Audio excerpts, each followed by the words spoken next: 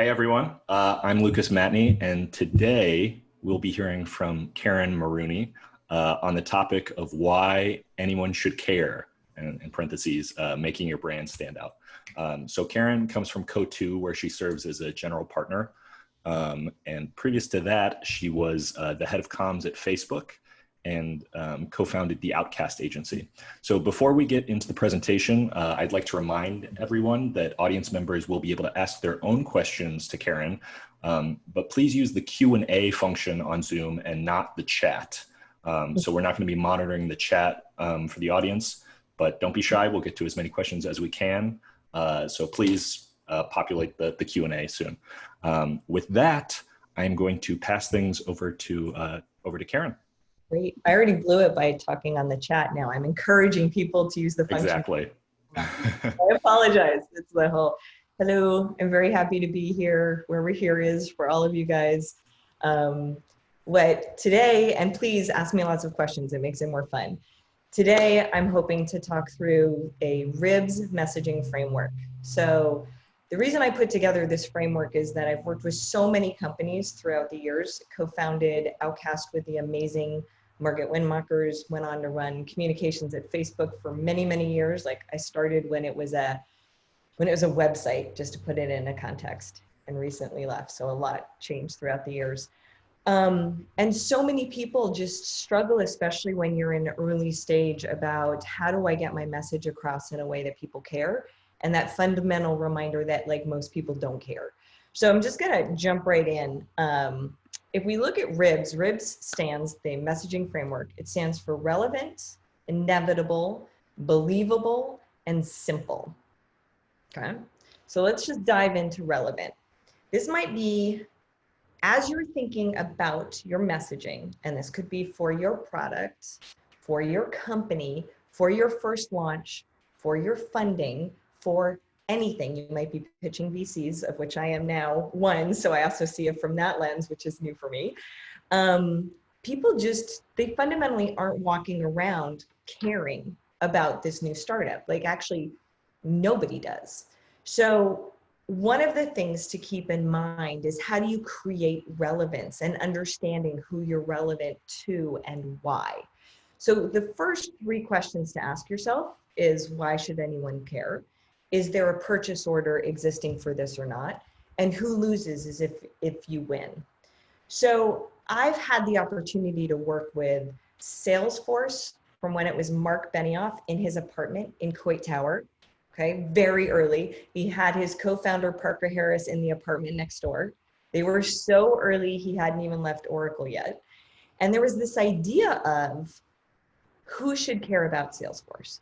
Now, this was one of those cases where it was obvious because Salesforce is selling initially just to salespeople. Okay, who should anybody care? Salespeople. Is there a purchase order for it? Yes. People are out there trying to understand, am I buying Oracle, SAP, at the time it was Siebel, Microsoft, like people are trying to buy something. It's a really important question. If you're a consumer app, are you taking somebody's time and attention? That's the equivalent of a purchase order. Or if it's enterprise, is there somebody trying to buy this? Because that then allows you to say, I know who this is for and who I'm relevant to, and possibly even go wider. So in Salesforce's version early on, it was who loses if you win, theoretically, Siebel, Oracle, Microsoft, those kinds of companies. And the important thing here is your relevance depends on other players. As a startup, you start with no relevance, zero, not a zilch, zero. So your relevance comes from either you're a founder people know, you've come from a company people care about, or you're in a space that's already relevant and people want to know about, or you are about to like kill a competitor that people really care about, or you have customers that you sort of get the relevance from the customers. So you borrow relevance from other people, but pay attention to like where this relevance comes from, and pay attention to relevance in the world. So you start with like, I'm relevant to this audience, might be salespeople, might be teenagers if you're a social app, it might be bookkeepers in Nebraska. Like, just truly understand your relevance. You can then say, is there something going on in the world that makes me able to have bigger relevance? COVID has made a whole bunch of companies that would have had very narrow relevance, much broader relevance right now, because it means that there's something else going on in the world that perhaps you're a part of. So pay attention to relevance that's happening in the world. And understand that there's this sense of big companies get instant relevance. So if Amazon announces something, it's relevant because they have such power and they have such a broad perspective. If you announce something, it's not really relevant. You have to fight and understand and build for it. So my key advice here is understand you're very narrow. Who's going to use your product or service or buy your product or service? And then understand, does the world allow you to expand your relevance? And then talk to those people. Many founders, and I say this with love, talk as if they're talking to a mirror. Don't talk to a mirror. I don't care if it's important to you. Make sure it's important to that audience. Talk to them, not you. Let me jump on to the I. Okay, so we talked about the R in relevance. Let's talk about the I, inevitable. Is what you're building potentially inevitable? Ask yourself these 3 questions. Is this a future end state people would agree on? Do people generally like this end state? Are you rolling a boulder up a hill, or are you sort of following it down the hill? Here's some examples. When Amazon announced the Kindle, it was, here's the future of reading. Again, they could do this because they came from a place of books. They came from a place of, we started here, again, relevance. I helped launch the Kindles, so I feel like I could talk about this one. They started from a place of, we're going to target book lovers, not the people who don't really read books, book lovers. And we're going to honor the book lovers, relevant to that audience. But we get expanded relevance because we're Amazon. So we're going to talk about the future of reading. That was the first cover story we did with them on the Kindles. When you ask somebody, does it seem like an end state that books will be digitized? That sort of seems a little bit nuts that maybe a giant fire could generally wipe out all of a certain kind of reading and we never know about it. So yeah, the end state of digitized books sort of makes sense. Like, do I like this end state? There is a lot of there's always an emotional discussion here. No, I like the smell of a book. I don't want to lose it, and it's like, oh, you don't have to lose it, but you can still have this. Most of these things have emotional responses when you're talking about an end state. For Salesforce, it was the end of software. That was like, is that inevitable? That does seem sort of silly that we're gonna we did this thing, you're gonna build a well every time you need water. That does sort of seem like there might be a better distribution model. So you wanna take people on this journey of an end state. Now, if they like that end state, the boulder goes down the hill. It's like wind at your back. If they don't like that end state, you're working in AI and people are afraid of the Terminator end state. A lot of those situations get people very upset. It's more like rolling the boulder up. Now, that doesn't mean don't do it. It's just be aware that your future end state may scare people and understand how you need to mitigate that. So when you think about these inevitability end states, should there be electric cars? Yeah, I just would sort of like them to be sexy, like that. And then I would like that end state. Should there be food delivery? Yeah, why can I only get pizza, delivered? Why can't I get all my food delivered? So you then get to this end state of yeah, the world probably will work that. I don't know if I like it or not, but the world will work that way. If you think of you then have this problem that you shouldn't be the winner here. You're a startup. You're an early founder. There's always a big company. When it was anybody else, there's a bigger company. When it was Salesforce, it was Oracle. Every analyst said, well, Oracle will do this. You're not going to win. When it was Amazon, it was like, oh yeah, well, Apple will do this because they're better at hardware. When it was, when it's food delivery, it should be like somebody who's good at logistics, or maybe a restaurant server. Like it's never you. You're never the one people think of. But you know you're in trouble when your end state isn't one people would agree on. A classic example is the Segway. You guys remember the Segway? Gonna change the world. It's amazing. It's super hypey. It's amazing. It's amazing. The end state meant changing all the roads, changing the streets, getting rid of highways, making the end state to get to this, change the world and the future of transportation, was so difficult. It was like, I have to do like 20 things and then I get to the end state. And by the way, everybody looks like a dork on a Segway. It's not sexy. You might as well, they made a mall cop movie. Like, it turns out Segways are really good for mall cops. Like, you can't kill something faster than that. Like, get me one of those. So you do have to understand, like, is this end state something that people would, like, in the right mind agree is a positive and likely end state? And if it's not a positive end state, is it even just a likely end state? So something to keep in mind.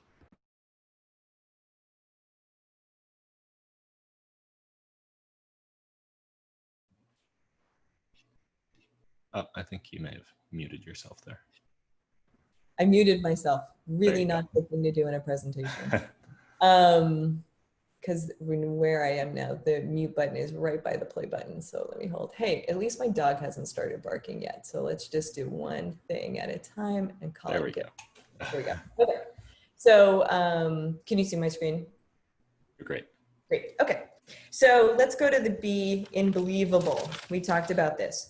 You're a startup. Unless you have another successful startup behind you, there is no reason anybody should believe that you're going to win.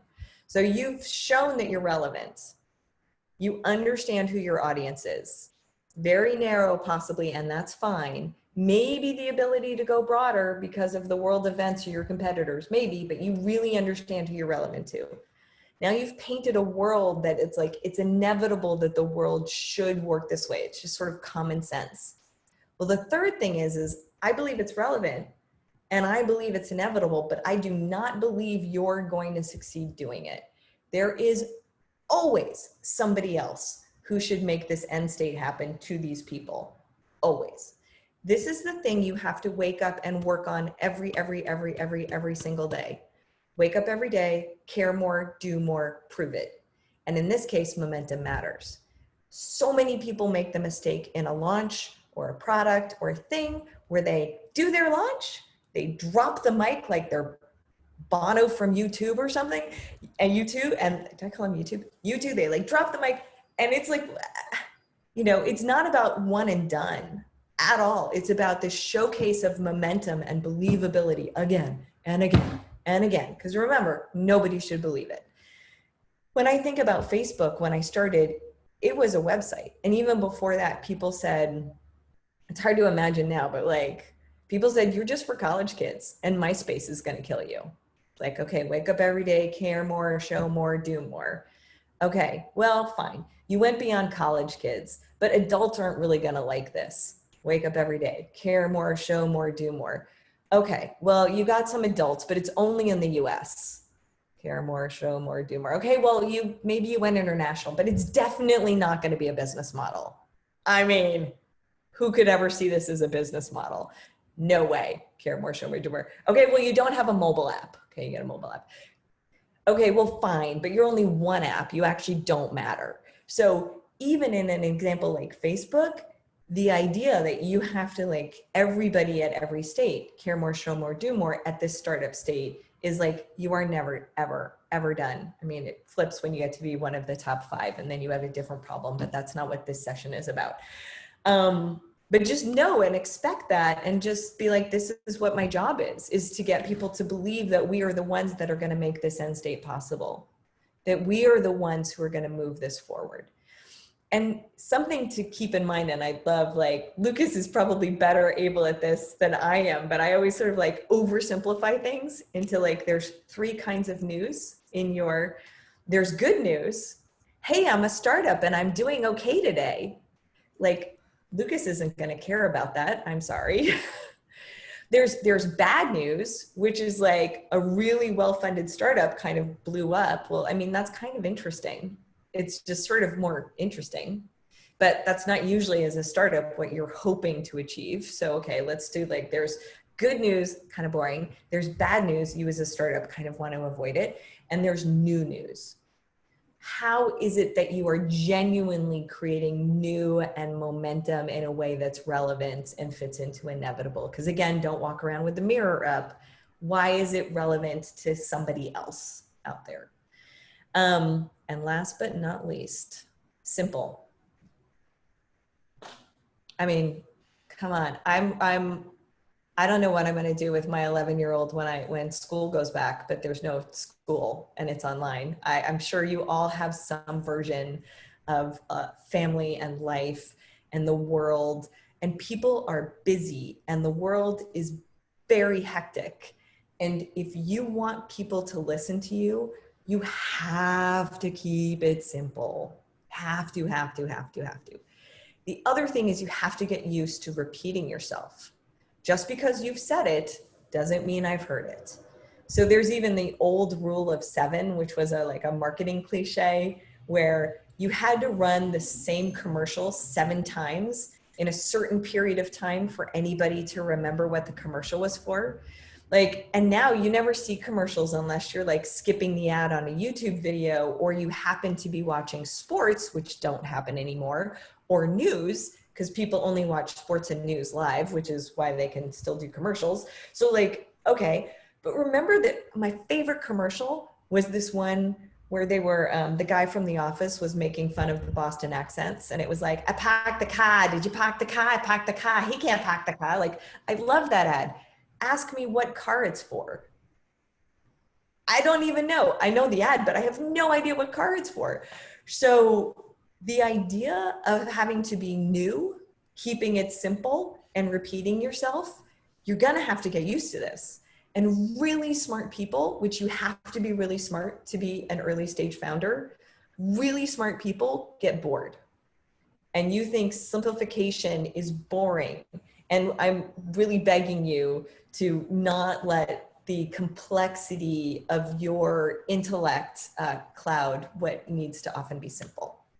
Okay, I know I've gone on. I hope that was helpful, and I would love to take questions if that helps, and I will stop sharing.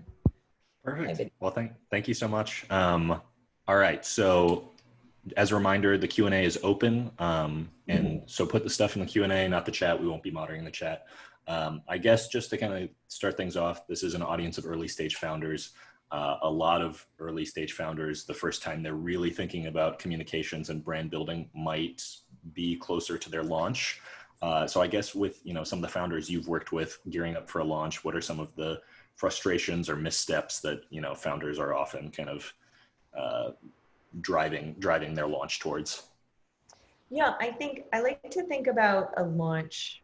I'm trying to figure out all the cliches I can put into one bucket. So, you've all heard this. It's a marathon, not a sprint. It's true. But what is a launch? Like it used to be like your internal employees need to understand and feel like there has been a difference between yesterday and today.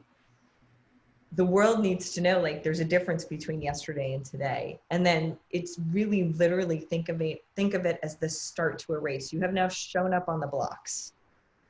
That's it. You've shown up on the blocks and you've set the tone. Are you an early starter? Are you a fast? Do you kick up your feet? Like you're just starting the tone of what people should expect from you. That's it. And then you have to think about, again, you don't want to do one and done. You don't want to, I like to say, don't launch them and leave them. Launching and leaving means no momentum. Momentum is sexy. No momentum, is it a shark? Is it true? Do sharks have to move constantly to stay alive? I think it's a little bit like that. Is it true? It sounds good. I mean, I think it might be. Somebody has to move to stay alive. Let's just assume that's true. Somebody does. It's a lot like that as a startup, because if it looks like you're standing still, you might as well be dead. So this idea of how are you showing big or small momentum going forward. So don't plan your first launch, know the first and then the second and then the third. So think of it like ingredients in a cake. Do you have funding? Do you have a product? Do you have a customer? Do you have a competitor? Do you have a third party? Like, do you have a famous co-founder? Do you have an opinionated co-founder? Do you have like, what are all the ingredients? And then are you going to make a cake? And then you're going to make brownies? And then you're going to make like, make sure it's true to who you are. It has to be true to you. Has to be. Not anybody else. You're the one that's going to do this for the rest of your life. This is the mark you set on the planet. Needs to be true to you. Then how do you make it new and interesting and believable every day? And I'm not asking you to reinvent yourself every day. You have to stay true to yourself. All right, I'm just going straight into the chat here, or not the chat, sorry, the Q&A.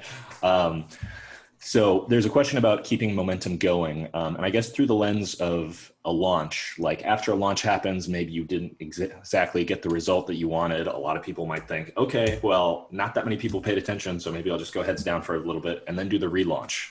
Like how do you kind of keep momentum going early on when you may have gotten a few people paying attention with a launch, but maybe it didn't go the way you wanted, or you just want to hold that attention? Okay, so the first is like, think of it, if things didn't go the way you wanted, think again to the marathon. You just sort of tripped off the blocks. Are you going to let that ruin the marathon? No, you're going to look back and talk about the race in a year from now and say like, can you believe I tripped off the blocks, and barely remember it, and you will laugh. Like, you will laugh. The point is, what do you do after you trip? That's it. Just know, like, now your race has started. Now set your stride. So like, okay, well, I definitely didn't mean to trip on that. Here's what went wrong. Say it, understand it, know it. No big deal. Great. Who am I relevant to? Maybe I missed my like product market fit. Maybe I missed who's going to care and why. Like, relevance is pretty similar to product market fit. Did I have a great technology, but I missed my relevance? Oh, okay. Then I better understand that customer or user, again, if it's a consumer app, that person more than anybody else, so I can hit it next time. So there's this saying by a great author, Jim Collins, fire bullets, then cannonballs. What that means is, if you're firing cannonballs all the time, like throw everything at it. No, it's big, it's expensive, it's embarrassing when it misses. It's dangerous, it's destructive. But if you're firing bullets, you can sort of quietly gauge where the market's. So like, where are your series of understanding if you've hit the mark? Like, once you've calibrated, you've fired enough bullets that have hit something, then you do the cannonball. So everything doesn't have to be huge. Because again, if you understand relevance, if I'm really targeting accountants or I'm targeting teenagers who really like X, there is more I can do to be relevant to them. Next, so our audience is people, who have products, who are, gearing up for launch, but it's also people who don't even have, something to launch yet, and they're just looking to raise funding early on. That's a hat that you're wearing. So I guess, when you're looking at integrating what you talked about, the RIBS framework, into maybe crafting a pitch deck, is there anything, particular that you think that people should be like emphasizing as opposed to maybe a launch? Yeah, it's super similar, because the RIBS is the audience, and many people will call it the TAM. And so it's like, okay, what's the total addressable market? Stay away from buzzword bingo. I just said TAM. I shouldn't have, like, Lucas can give me like a checkbox. That's another thing. Just throwing a bunch of buzzwords out can be a crutch. So I know, sorry. So think of it, who is going to be the addressable market today and what can that grow into? It's kind of the same thing, said with a slightly different buzzword. So you want to know like the addressable market in terms of who's going to care and why. And then this sense of, VCs love a term, dream the dream. Well, that's the inevitable part, so if this totally works, what's the end state? And what's the competitive landscape? Again, it sort of looks the same in that sense. And then why are you the team? If you don't have a product yet, I have to understand that you understand the problem more and are the people that are most suited to solve this problem. Now, this is a question that I often think of, and I often get from a lot of founders: is when should they hire someone to help with branding and PR in their life Yeah. cycle? Yeah, I think that there's like a million ways to do this. There's no one size fits all. I think it depends. Look inside your company, understand your, if you're two people, if you're three people, if you're 20 people, where are your existing skill sets? Understand if you're the type of CEO who's going to be incredibly active and drawn towards this, because then you're going to have a different partner than somebody who's like, I can't even imagine a fate worse than death than having to like go out and talk about this. So Hmm. before you look externally at what you need, look internally for what you have and do a real assessment. And don't be like, oh, only if it's good for the company. Like, no, if you're good at it and you like it and it gives you energy. It means you can get, and if you don't. Both are fine. We can look at so many examples. Given somebody that worked with Salesforce for 13 years, everybody thought they had to be a Benioff. He is amazing. I love him. You do not have to be a Benioff to succeed, but don't try to be a Benioff if you're not. So the point is sound yourself. First do the audit, then look at what your ingredient list is. Understand if you're ready to launch or not, because you don't need to pre-hire before you hire. Look at whether or not you're going to do an agency or a person. If you're doing an agency, be incredibly aware of who's going to manage that. They don't manage themselves. You really don't outsource it. They're as effective as your management of them is. If you don't have someone to manage it, it's not a good use of your time or money. So, and then, understand again, if it's somebody who's partnering, they can be at a different level. If it's somebody who's running it, they have to be at a different level. I hope that was helpful. I think that was all over the place. I think so. This note kind of piggybacks off that, and it's how do you advise founders today around building their own relationships with the press? Maybe if they already have an agency or they don't, and Yeah. like how would you suggest that they do? Well, I think it has to be authentic. I mean, you're already looking at a lot of people have a natural behavior where they are living on Twitter and engaging people, and they're good at it. They're interesting. They have a point of view. They say something that people care about. It gives them energy, because as a founder, you have X many hours in a day, and how you use that is incredibly important to the future of your company. Your time is, no joke, the most important thing for the future of your company. So if you are very good at this and like it and it's authentic, great. If you are bad at it and it is like you think you have to do it because you're supposed to, like, oh, that sounds terrible for everybody. Like, don't do it. There's got to be another way. So I encourage it when it's something that people can be naturally good at. And again, it's not a judgment. It's just a realization of where your skills are. I think part of the benefit of founders having a relationship with the press is that sometimes you can just give little updates about your company. You're not necessarily expecting coverage, but by the time a bigger announcement might roll around, I've already got the context, and we can skip past that on the call. One of the things here, like people are talking about, is just there are definitely a lot of PR folks in my inbox who just send me a press release every 3 days, I guess, for the same company even. And Mhm. this one's just how many product announcements is too many. Some companies err on the side of having everything buttoned up in a developer conference, and they save everything for that. Other companies just kind of, it flows out. Like, do you save it up? Like, what side do you err on? Well, I think one is, like you heard from Lucas, he would prefer to hear directly from you guys. So like that was just a meaningful signal. Like, also just take it, like listen for what people want. It's just like, that's an important note, like just so, and maybe not an email, but like there's already an update. So if there's care and relevance, it's easily accessible in your own words and it's more authentic. Is that fair? Mm-hmm. Okay. So that's, Yeah. as opposed to like I've packaged it and I've put a bow on it and it's like, no, just let me know. I think it depends on your other question was like, do you dribble or do you save? Was that kind of A the, little bit. Yeah. I think it depends who you are and what you Sure. can do.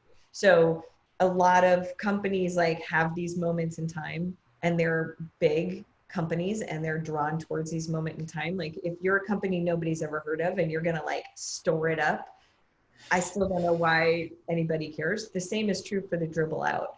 So where is the relevance in the world or the industry that's happening? Like, is it alongside a competitor? Is it alongside a partner? Is there something that's happening in the world? Like, you might need to borrow relevance to understand, like, this feature might be incredibly important right now. Well, then like launch it now, you know, as Yeah. opposed to, most of you guys probably don't have a user conference. The other thing is user conferences can either serve you really well or just be a giant noise factory where everything gets drawn out. So even if you're going to launch at somebody else's, you know, orbit, you know that that's not the only thing you have to do. You still have to make somebody care, because Lucas is getting a million pitches around this orbit, and standing out's going to be hard. Yeah, it's funny with the user conferences. Sometimes, like, you know, we'll have like one embargo for every single announcement from a 2-day conference. So on TechCrunch, like 15 posts will all, you know, slide out of the gate at like 10:30 a.m. on a random day, and it's just there's right way to do it, and there's a little bit odder capacities. That doesn't sound like fun for you. Exactly. Yeah. All right, still diving into the chat. A couple questions about naming. So I guess this person's thinking about, what do you think about consumer surveys and testing when it comes to like deciding your name versus just kind of like, I like this, let's go for it. I have to, Lucas and I were talking later, like, you see how I spell my name, Caryn? And he asked me, how do you pronounce it? And I was like, well, given that Karen is bad now, I would change my name, and I would like to open a poll. I'm thinking either Aaron and the C is silent, Karen. I just don't want to be a Karen. And this would be the worst time to launch a startup named Karen, I think. Don't launch a startup named Karen. I could use some advice on what to change my name to, or if I let this ride. I've thought about letting it ride, but it's not getting better. So to answer your question, as maybe people will help me with my dilemma, I have worked with Salesforce, VMware, Facebook. You could argue these are bad names. Facebook, does that sound like a big company? Salesforce, isn't that very narrow? So what's interesting is for years, people told Benioff to change his name if he wanted to have a company with a broader group. And he was like, I have a lot of invested in this name, and it says who I am. I think I can get broader without changing my name. So I don't really think it will matter as long as you deliver. There's some really bad names out there that are successful. A story popped up on TechCrunch a couple of days ago, and I was like, oh, I wonder why they didn't reach out to me. I covered that company like 3 years ago. And then it was, it had the exact same name as a competitor and was doing something not all that different. But that's just the case. If you search anything in Crunchbase, there'll be 2 pages of companies with the same name depending on it. So I guess how, even if you love the name, like at what point does it get too much if there's like not necessarily a competitor, but just another venture-backed startup with your same name? Yeah, I think the most you want to avoid is you want to avoid confusion, and you want to understand how it's going to internationalize, because especially most of these markets, we are a global society, and to understand if your name means something bad in another language is incredibly important. Mm-hmm, totally. Well, we're getting to the point where we just have a few minutes left. One thing I want to talk about, since you've started your role at Coatue, I guess, how does this huge amount of experience you have in the communications field, like how do you think that's going to make you a better investor, and like how do you think that's going to contribute to the firm in terms of that experience that you have? I think I am, my North Star is I love working with founders. So I sort of try to go back to my North Star of every founder is different. Everyone has a story. The point is to help get that across and make it more meaningful. I feel like a giant gym teacher, the joke, like if you could do the sport, you would. If you can't, you teach gym. Like I like to help and enable people who can do the sport. I really wish I could do it myself. But for me, it has been able to work with people like the Benioffs or the Reeds or the Marks, that you get a real sense of being able to help get that out in the world is super fun. So it's what I love, and I'm hoping to be able to do more of it. Awesome. Before we close, what's the best way for founders in the audience to get in touch with you? It's C Marooney, and you guys can decide what the C stands for. C Marooney at coatue.com. Perfect. Cool. Well, thank you so much for joining us. We've got a lot of questions, but hopefully we can facilitate some people getting in touch with us after to get some of these questions answered. But really appreciate it. And thanks for joining, everyone.